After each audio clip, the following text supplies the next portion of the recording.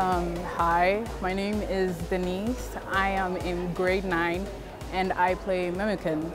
He is the narrator of the story. You've barely even met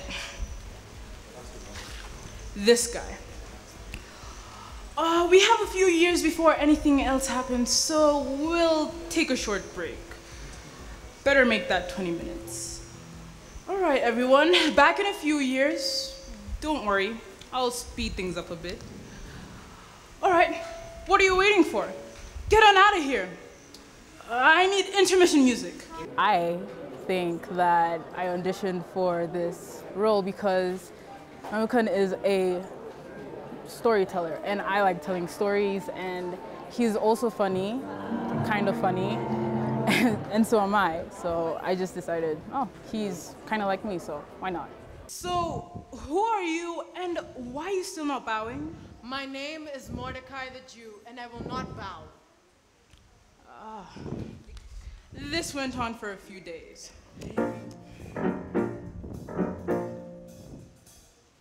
Bow. No. Okay. Bow. No. Okay. Bow. Okay. They're bowing, they're giving me my rightful due. My favorite part is when Haman becomes the second in command, and he is, bragging about it, and Mimikin is more like closer to the king, and the king decides to give Haman second in command instead of Mimikin. So I would say that's my favorite part.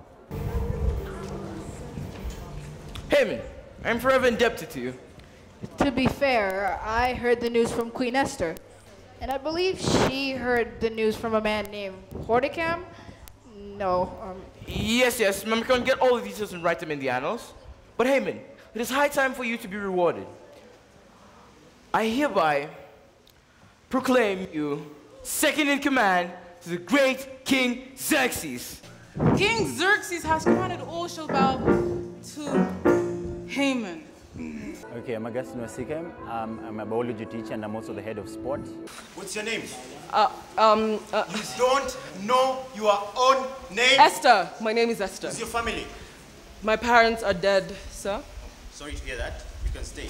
But everyone on this side of the room, you're out. I do not like the energy over there. Wow, thank you, head guy. Just so you know, the competition hasn't officially started yet, so maybe you could hold up an elimination to just tell us about the process. I know what I'm looking for.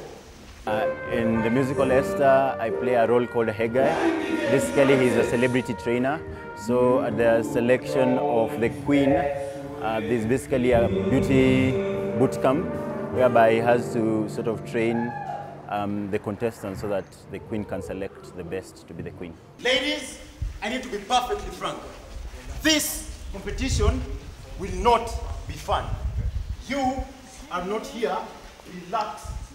Having worked with them before as a teacher and also as a coach, there's always that testing of them, how much they can take in terms of, let's say, disciplines, focusing on something, settling down and focusing on one thing until they achieve it. And I've seen that come out really nicely. Hi, I'm right here. There's no need to shout. I'm laughing because this entire situation is dripping with irony. This is a beauty competition, right? Yeah. So I mean, how hard can it be? We're just gonna get pampered and spend a day at the spa and eat delicious food and get our nails done and pick you apart from your split ends to your filthy toenails. I will destroy your self-image. Once you realize how worthless you are, you'll be perfectly primed to become my new creation. I will rebuild you until you're beyond perfection. Then, and only then, will you be presented to King Xerxes. Daria, like, it seems she doesn't really have much fashion sense, and she can't really, she's very clueless because she cannot tell that she looks bad. She cannot tell. So like, whenever everyone's screaming, she thinks they're all screaming because they just know she's going to win already. Yeah. So she just stays how she is and just goes with it. Why, hello. Next. I love how she's like ready to just do whatever she wants, how she wants to do it, and she won't let anyone help her. So she's very independent, but her independence is her downfall. And she's very clueless. And the fact that she like induces a fearfulness in all the other contestants in King Xerxes is just satisfying. Why, hello. I'm Daria. Daria, you look like out of this world. I know. Did you do this makeup yourself? Yeah, and I've never even worn makeup before. Can you believe it? Absolutely. My name is Tobena Nuba. I'm in grade 6. I'm the innocent bystander who gets decapitated for questioning the king's request. Who said that? Do you care to elaborate? Over his head! You heard me! Over his head!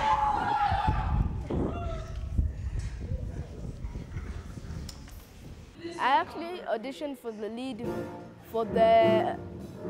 person in the play, but then I found out the lead person of the play was a girl, so that's why I couldn't be the lead person of the play.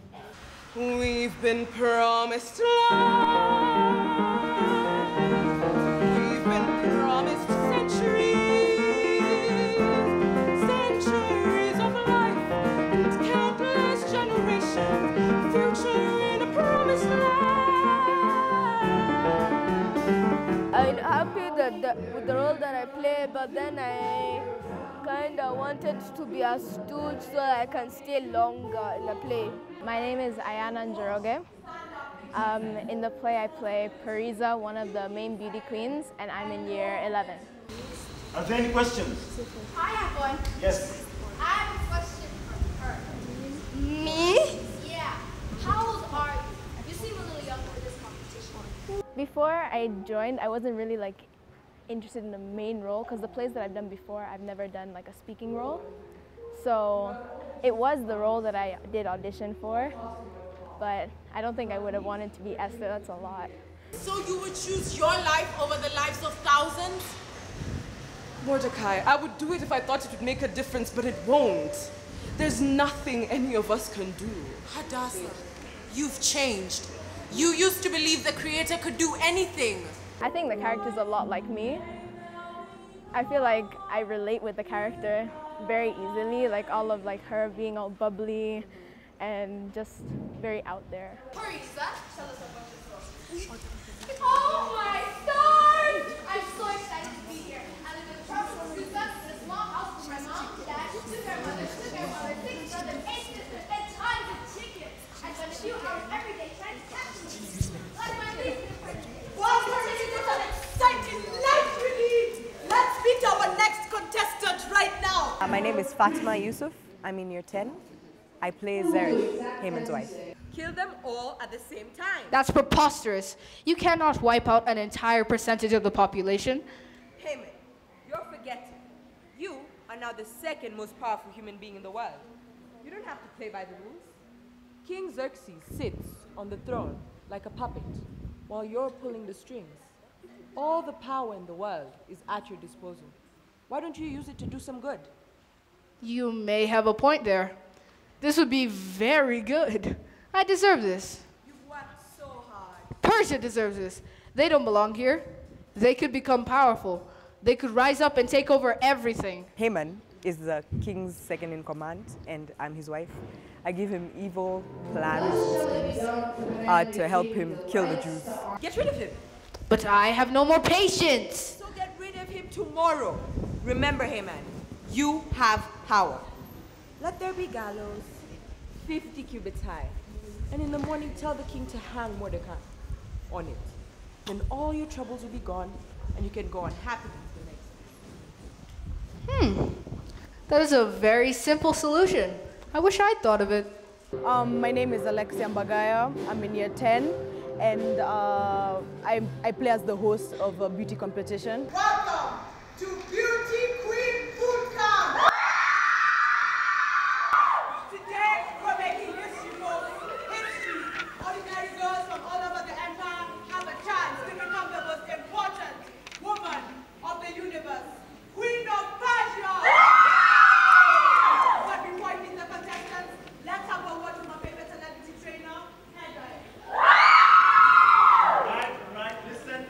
Well, I was happy because I don't like singing at all. Like if I got a singing role, I'd quit, but I'm quite happy with the role that I have. Yes, I am Vashti, the great Queen Vashti.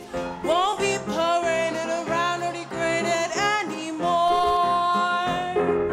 No more screaming, no more feeders walking, no more disrespecting precious queen.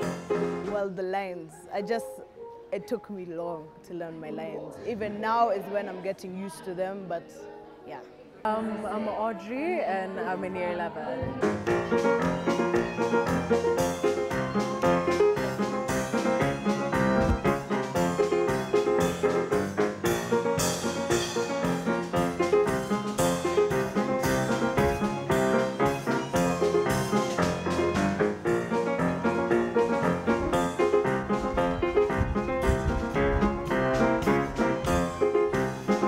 Because I'm Vashti, the great Queen Vashti, not decoration and ornamentation as before.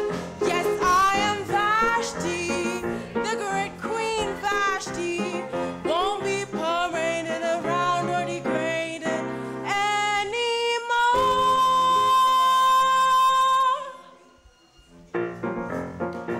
She's a big character. She has a lot of personality. She's very, very, very extra and extremely glamorous. I think she's a bit of a modern day feminist, but at the time she was seen as defiant, but yeah. What does he want? Your presence at his party. For what purpose? Entertainment? Interesting. Your king wants me to parade in front of his drunken friends for entertainment? Essentially, yes. Memican, you may inform your master that his queen shall not come. Perhaps the great queen has misunderstood me. The king himself requests your presence. Yes, but the king is not himself. The king is drunk. But, Your Majesty, the term request is a simple euphemism for command. You're disobeying the king's command. Memican, you are beginning to get on my nerves. Have you anything else to say? No. Good. But what shall I tell the king? Tell him the queen has her own party to attend. But I must confess my secret.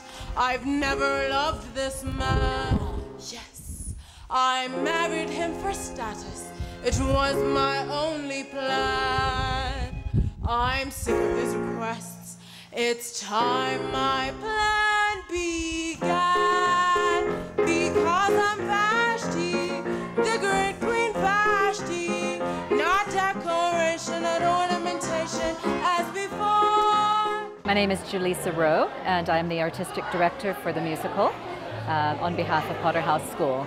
So that means that I developed the concept, presented the script with them, did all the casting, all the acting preparation. I've overseen all the details, as everyone else then executes.